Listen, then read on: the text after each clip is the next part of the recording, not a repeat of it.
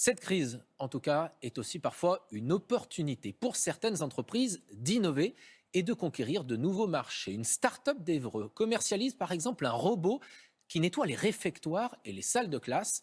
Maxime Fourier et Stéphane Lotte sont allés voir pour nous cet objet pas comme les autres. Le petit robot a des airs d'R2D2. Et comme dans Star Wars, il vient en assistance, prêter main forte aux hommes. Donc là, je mets en route le petit programme qui a été élaboré par rapport au Covid. Donc là, il ne me reste plus qu'à appuyer et le cycle va se lancer.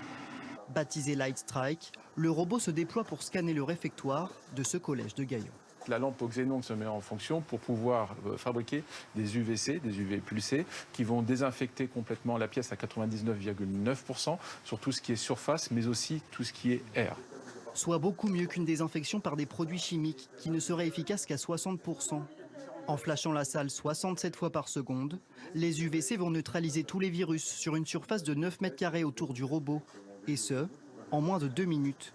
Il faut entre 2 et 3 jours pour désinfecter ce collège. Nos agents aujourd'hui, suite au nettoyage plus désinfection, ont beaucoup plus de travail. Et justement, ça peut à un moment soulager le travail de nos agents.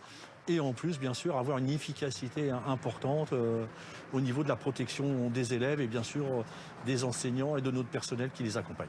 Chaque journée d'utilisation coûte 1 200 € au département. L'Eure est le premier territoire en France à faire appel au robot Light Strike. À l'étranger, c'est l'illustration même de l'événement super